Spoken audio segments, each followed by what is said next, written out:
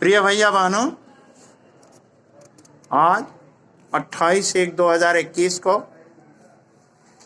अम्ल क्षार सूचक के बारे में बताएंगे। स्रोत के आधार पर सूचक को दो भागों में विभाजित किया गया है। एक प्राकृतिक सूचक नेचुरल इंडिकेटर, दूसरा मानव निर्मित सूचक।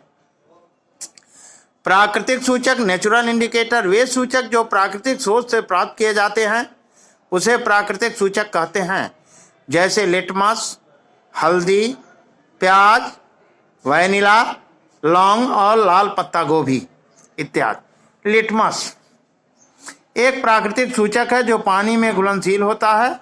यह एक प्रकार का रंग होता है जिसे लाइकेन ऑर्गेनिज्म से प्राप्त किया जाता है।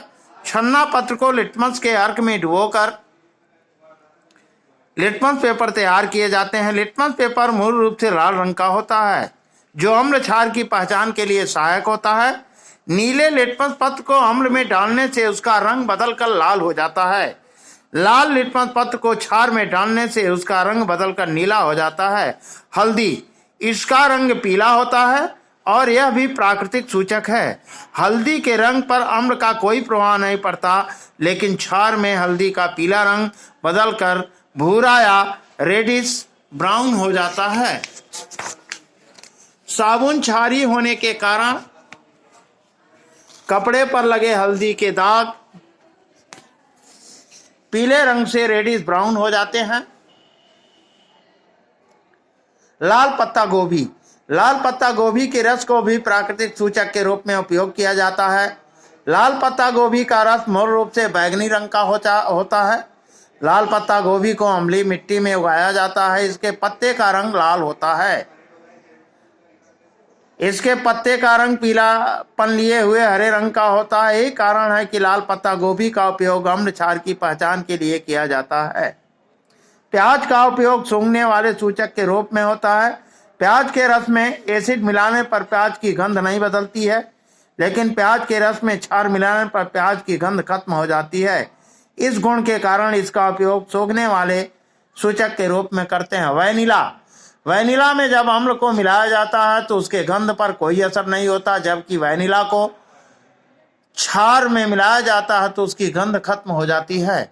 लौंग, लौंग में जब अम्ल को मिलाया जाता है तो इसके गंध पर कोई असर नहीं छोड़ता, जबकि लौंग को क्षार में मिलाया जाता है तो इसकी गंध समाप्त हो जाती है। मानव निर्मित सूचक वे होते हैं जो मनुष्य द्वारा बनाए गए होते हैं। फिनाइलप्रोपिलीन, मिथाइल ऑरेंज ये मानव निर्मित सूचक हैं। अब प्रिय भैया बहनों, देखते हैं उदासीनीकरण किसे कहते हैं। अम्ल व क्षार की क्रिया को उदासीनीकरण कहते हैं। जलीय विलयन में अम्ल और क्षार आपस में क्रिया करके लवण व जल बनाते हैं। NaOH+HCl, तीर का निशान NaCl+H2O। Sodium hydrochloride, sodium hydroxide, hydrochlorine, sodium chloride और वाटर बनाता है। प्रिय भैया बहनों, देखते हैं दैनिक जीवन में उदासीनीकरण का क्या महत्व है। अम्ल और क्षार एक दूसरे का विरोध करते हैं। अम्ल और क्षार दोनों बहुत महत्वपूर्ण तत्व हैं। कई बार इसका प्रयोग एक दूसरे के विरुद्ध भी किया करते हैं, क्योंकि वे हमारी बहुत सी चीज़ों में काम आते हैं। फैक्ट्री के द्वारा बहुत सारा रासायनिक पदार्थ जल स्रोत, नदी, तालाबों में छोड़ा जाता है। सब्जी के छिलके, पत्ते, सूखे कचरे नदी में डाल देते हैं। सारे जैविक पदार्थ सड़ते और अम्ल बनाते हैं। इस तरह से बने अम्ल जल को प्रदूषित करते हैं। जल की अम्लता को कैसे दूर करें। जल की अम्लता को दूर करने के लिए क्षार मिलाते हैं। चींटियां मधुमक्खी जब काटती हैं, डंक मारती हैं तो एसिड हमारे शरीर में प्रवेश करता है, जिसके कारण दर्द होता है। अम्लीय असर को दूर करने के लिए जहां पर मधुमक्खी या चींटी ने काटा है वहां पर बेकिंग सोडा NaCO3 लगाते हैं, जिसका गुण क्षारीय प्रकृति का होता है। इस प्रकार जब बहुत तीखा या ज्यादा भोजन कर लेते हैं तो हमारे आमाशय भोजन के पाचन में ज़्यादा अम्ल उत्पन्न करते हैं, जिसमें खट्टी डकार आती है, और इसको समाप्त करने के लिए बेकिंग सोडा प्रयोग किया जाता है। अम्ल क्षार जब मिलते हैं तब क्या होता है? H2SO4 + 2NaOH, Na2SO4 + H2O, sodium sulphate और जल बनता है।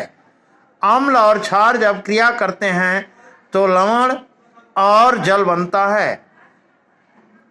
यह एक दूसरे के गुणों को नष्ट कर देते हैं। जब अम्ल और क्षार मिलते हैं तो रासायनिक प्रतिक्रिया होती है। इस प्रक्रिया को उदासीनीकरण कहते हैं। इस प्रकार की प्रक्रिया में लवण और जल बनते हैं और कभी कभी जल नहीं उत्पन्न होता है। इस प्रक्रिया के दौरान उष्मा उत्पन्न होती है।